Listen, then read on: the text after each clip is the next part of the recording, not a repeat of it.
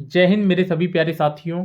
दोस्तों, आज की जो हमारी क्लास है वो मध्य प्रदेश में बजट को लेकर है। मध्य प्रदेश में इस बार का बजट क्या रहने वाला है, क्या क्या मुख्य बातों पर ध्यान दिया गया है और हमें अब इस साल क्या मिलने वाला है, दोस्तों इसके बारे में हम यहाँ पर जानने वाले हैं। तो दोस्तों, क्लास बहुत ज़्यादा महत्वपूर्ण होने वाली है। हम MCQ प्लस डिटेल दोनों के बारे में अच्छे से बातें करेंगे। क्या क्या नए इंफ्रास्ट्रक्चर पर काम किया गया है और रोजगार के लिए क्या क्या काम किया गया है, किस योजना के लिए कितनी धनराशि आवंटित की गई है, सारी चीजों पर हम विस्तार से बातें करेंगे। तो चलते हैं दोस्तों, क्लास को स्टार्ट करते हैं। जल्दी से वीडियो को लाइक और वीडियो को शेयर कर दीजिए। ठीक है दोस्तों, तो आज का जो हमारा सेशन है वो क्या है, मध्य प्रदेश में बजट 2022-23 किसको क्या मिला, ये अब अपन जानने वाले हैं। ठीक है, देखिए दोस्तों, आज का जो हमारा पहला क्वेश्चन है, हाल ही में मध्य प्रदेश में 2022-23 का बजट किसके द्वारा पेश किया गया है? जगदीश देवड़ा, सज्जन सिंह, बिसाहू लाल, नरोत्तम मिश्रा।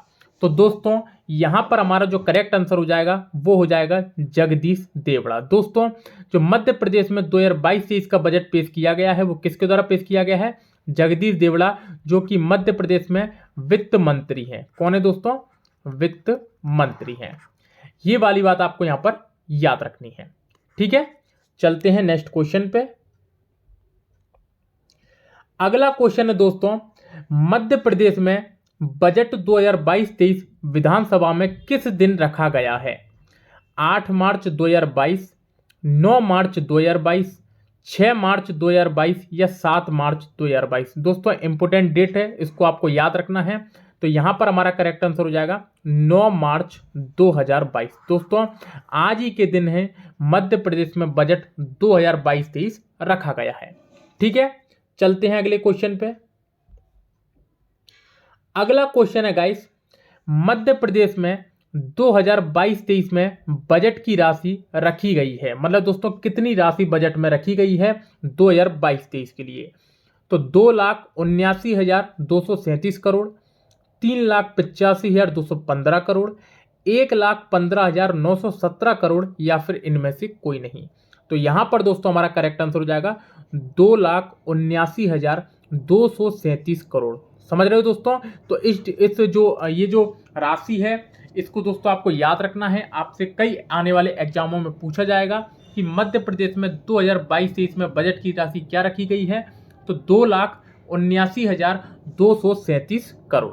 क्लियर है दोस्तों? अपन इसके बारे में थोड़ी सी डिटेल जान लेते हैं। चलिए देखिए दोस्तों, डिटेल में थोड़ी सी चीजों को समझते हैं अपन। यहां पर क्या कहा गया है, देखिए, कुल विनियोग की राशि 2,79,237 करोड़ एवं कुल शुद्ध व्यय 2,47,715 करोड़ का प्रावधान किया गया है। अगला, यदि आपसे पूछ लिया जाए कि राजस्व घाटा क्या रहा है, तो 3,736 करोड़ का दोस्तों राजस्व घाटा रहा है। सकल राज्य घरेलू उत्पाद से राजकोषीय घाटे का 4.56% अनुमानित रहा है। दोस्तों, इस परसेंटेज को आपको याद रखना है। ठीक है, अगला है, अनुमानित राजस्व प्राप्तियां 1,95,180 करोड़ है, जिसमें राज्य के स्वयं के कर की राशि 72,860 करोड़ है। केंद्रीय करों में प्रदेश का हिस्सा 64,107 करोड़, करेत्तर राजस्व 13,618 करोड़ एवं केंद्र से प्राप्त सहायता अनुदान 44,595 करोड़ शामिल है। दोस्तों, ये मैं डाटा आपको इसलिए बता रहा हूं कि जो लगातार एग्जाम आ रहे हैं उनमें डाटा ज्यादा पूछा जा रहा है। ठीक है, तो ये वाली बातों को हमें एक बार अच्छे से देख लेना है, अच्छे से याद कर लेना है। अगला देखते हैं, इस वाली बात को हमें अच्छे से याद रखना है, इंपोर्टेंट है। वर्ष 2022-23 में वर्ष 2021-22 के पुनरीक्षित अनुमान की तुलना में राज्य स्वयं के कर राजस्व में 13% की वृद्धि अनुमानित की है। क्लियर है? अगला, वर्ष 2022-23 में वर्ष 2021-22 के पुनरीक्षित अनुमान की तुलना में राजस्व व्यय में 12% की वृद्धि अनुमानित की गई है। क्लियर है? अगला, वर्ष 2023-22 में वर्ष 2021-22 के पुनरीक्षित अनुमान की तुलना में पूंजीगत व्यय में 20.7% की वृद्धि अनुमानित की गई है। क्लियर है? आगे देख लेते हैं। वर्ष 2022-23 में पूंजीगत पूंजी परिव्यय राज्य के सकल घरेलू उत्पाद का 4.2% अनुमानित। 2022-23 में राजस्व घाटा राज्य के सकल घरेलू उत्पाद का -0.32%। दोस्तों इस पॉइंट को आपको याद रखना है, अच्छे से याद रखना है कि वर्ष 2022-23 में जो राजस्व घाटा है वो राज्य के सकल घरेलू उत्पाद का -0.32% रहा है। वर्ष 2022-23 में ब्याज भुगतान कुल राजस्व प्राप्तियों का 11.4% है। ठीक है, ये सारी बातें आपको अच्छे से याद हो गई। इनको दोस्तों 2-3 बार आप अच्छे से देखोगे तो आपको क्लियरली याद हो जाएगा। आगे चलते हैं अपन इसमें। अगला क्वेश्चन है, मध्य प्रदेश के कितने जिलों में आदिवासियों के लिए कौशल विकास केंद्र बनाए जाएंगे? ठीक है, 2 जिले, 3 जिले, 5 जिले या 8 जिले? तो यहां पर हमारा करेक्ट आंसर हो जाएगा 2 जिले। दोस्तों वो 2 जिले कौन कौन से हैं? तो एक है हमारा मंडला और एक हो जाएगा हमारा छिंदवाड़ा। कौन सा? छिंदवाड़ा। तो 2 जिले हैं जहां पर आदिवासियों के लिए कौशल विकास केंद्र बनाए जाएंगे, मंडला और छिंदवाड़ा। क्लियर है, याद रखना है आपको इसको। नेक्स्ट क्वेश्चन, अगला क्वेश्चन है, मध्य प्रदेश में कितने नए इंडस्ट्रियल एरिया बनाए जाएंगे? ठीक है, 10, 11, 12, 15। तो यहां पर हमारा करेक्ट आंसर हो जाएगा 11। दोस्तों मध्य प्रदेश में 11 नए इंडस्ट्रियल एरिया बनाए जाएंगे, ये वाली बात आपको याद रखनी है। आगे दोस्तों थोड़ा सा डिटेल जान लेते हैं कि कुछ महत्वपूर्ण बातें देखते हैं कि महत्वपूर्ण बातें बजट में क्या रखी गई हैं जिनसे आपके प्रश्न बनने की संभावना है। पहला पॉइंट है दोस्तों सरकारी कर्मचारियों के लिए कि सरकारी कर्मचारियों का महंगाई भत्ता 20% से बढ़ाकर 31% किया गया है। सॉरी दोस्तों, ये 20% नहीं है, ये 11% है। कितना है? 11% है। तो 11% से बढ़ाकर महंगाई भत्ता जो है वो 31% किया गया है। 7.5 लाख कर्मचारियों को इसका फायदा होने वाला है। क्लियर है? तो ये वाली बात आपको यहाँ पर याद रखनी है। इसके अलावा यहाँ पर दूसरी जो बात कही गई है वो 13,000 टीचर्स की नियुक्ति की जाएगी। इस पॉइंट को आपको अच्छे से याद रखना है। अगला है 11 नए औद्योगिक क्षेत्र विकसित किए जाएंगे। कितने दोस्तों? 11। अगला है गृह विभाग में 6,000 आरक्षकों की भर्ती होने वाली है।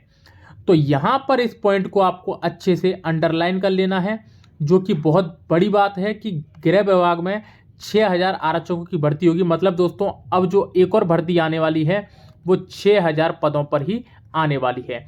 हाँ दोस्तों, ये कहा जा रहा था कि 10,000 भर्तियां आने वाली हैं। कितनी? 10,000 वैकेंसी की कही गई थी कि पुलिस की जो वैकेंसी आ रही है वो 10,000 आने वाली है, लेकिन जो बजट में बात कही गई है वो 6,000 की कही गई है। तो इसमें आप अच्छे से देख सकते हैं कि गृह विभाग में 6,000 आरक्षकों की भर्ती के लिए दोस्तों बात कही गई है। इसके अलावा यहाँ पर और क्या जानने वाली बात है, तो ना तो इसमें कहीं पर भी पटवारी भर्ती को लेकर कोई बात कही गई है, ना यहाँ पर कोई एसआई भर्ती को लेकर बात कही गई है, ना ही यहाँ पर कोई फॉरेस्ट को लेकर बात कही गई है। लगभग दोस्तों यहाँ पर इन सारी जो भी भर्ती है उनको डिनाई कर दिया गया है। कोई भी भर्ती के बारे में बात नहीं की गई है। तो आप समझ सकते हैं कि इस टाइम पर क्या होने वाला है। अपन यहाँ पर अनुमान लगा सकते हैं कि बजट में ये वाली बातें कही जानी थी लेकिन नहीं कही गई। फिर भी कोशिश करेंगे कि शायद यहाँ पर आए चीज़ें। तो यहाँ पर इन तीनों वैकेंसियों के बारे में अभी कोई भी बात नहीं की गई है।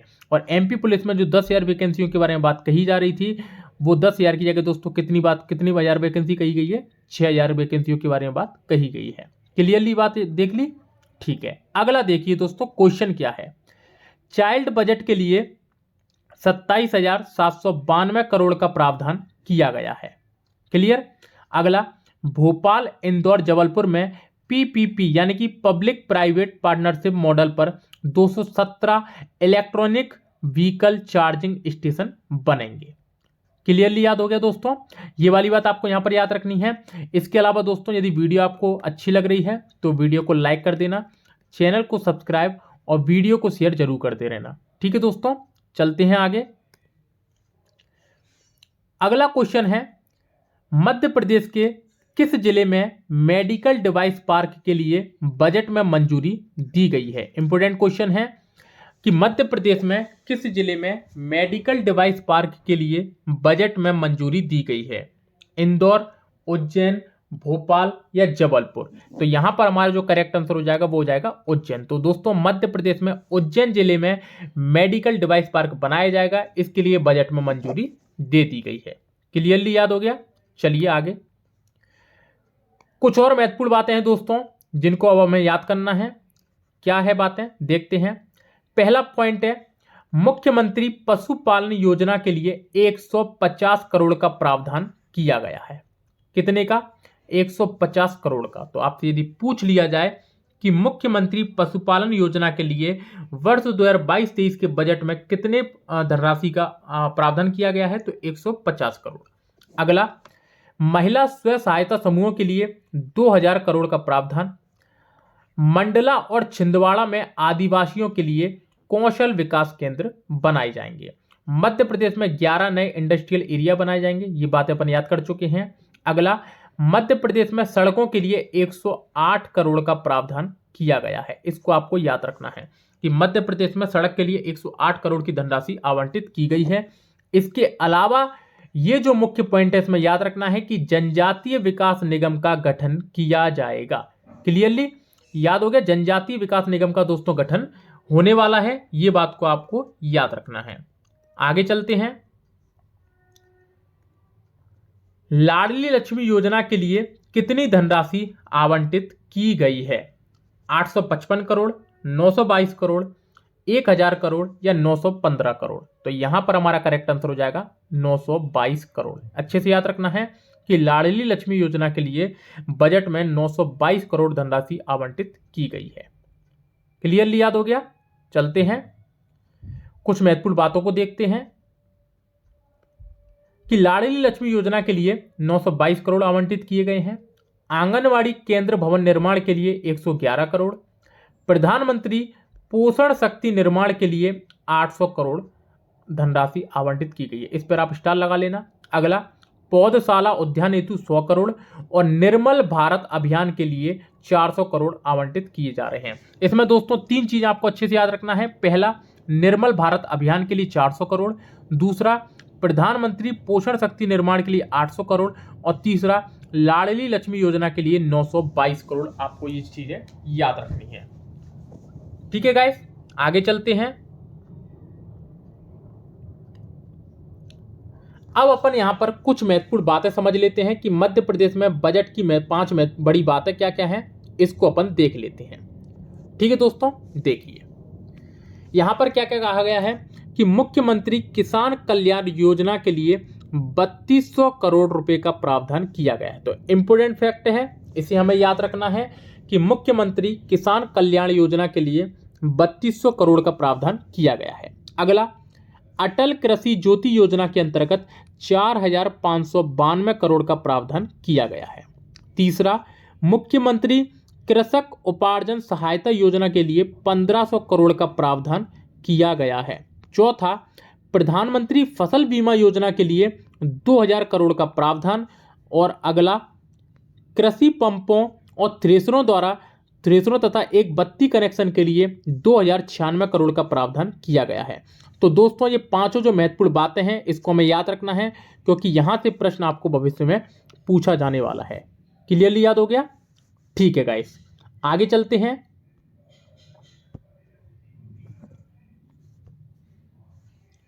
देखिए दोस्तों आगे क्या कहा गया है इसमें बजट में। तो अटल गृह ज्योति योजना के लिए 3300 करोड़ रुपए का प्रावधान किया गया है। कितने का?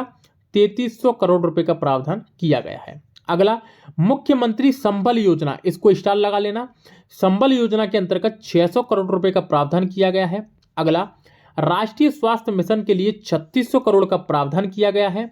इसके अलावा जिला सिविल अस्पतालों एवं औषधालयों के लिए 1180 करोड़ का प्रावधान किया गया है तथा स्वास्थ्य केंद्रों की स्थापना एवं संचालन के लिए 1033 करोड़ का प्रावधान किया गया है। तो दोस्तों हम देख सकते हैं कि स्वास्थ्य पर अच्छा खासा पैसा आवंटित किया गया है, क्योंकि जैसा हम देख सकते हैं कि कोरोना जैसी महामारी जो आई थी उसके कारण हमारे मध्य प्रदेश की स्थिति क्या रही थी, तो इस कारण स्वास्थ्य पर भी यहाँ पर अच्छा ध्यान दिया गया है। ठीक है गाइस, तो इस प्रकार से दोस्तों जितनी भी मैंने आपको बजट में बातें बताई हैं वो सारी बातें बहुत ज़्यादा महत्वपूर्ण हैं। आने वाले एग्जामों में आपसे ये सारी चीज़ें पूछी जाएंगी, इस वाली बात को आपको अच्छे से याद रखना है। तो दोस्तों जितने भी मैंने आपको MCQ करवाए हैं उनको आपको याद रखना है। इसके अलावा जो मैंने आपको महत्वपूर्ण बातें बताई हैं, कौन सी, जो महत्वपूर्ण बातें बताई हैं उनको आपको याद रखना है। और ये जो मैंने आपको बजट की 5 बड़ी बड़ी बातें बताई हैं 3-4 स्लाइडों में, इनको भी आपको याद रखना है। ठीक है गाइस, यदि दोस्तों आपको इसकी PDF चाहिए तो टेलीग्राम चैनल धाकड़ कॉम्बो क्लासेस को आप ज्वाइन कर लीजिए, वहां पर आपको इसकी PDF मिल जाएगी। इसके अलावा दोस्तों वीडियो को लाइक, चैनल को सब्सक्राइब एवं वीडियो को ज़्यादा से ज़्यादा शेयर करना ना भूलें। फिर मिलते हैं दोस्तों नेक्स्ट वीडियो में, तब तक के लिए धन्यवाद।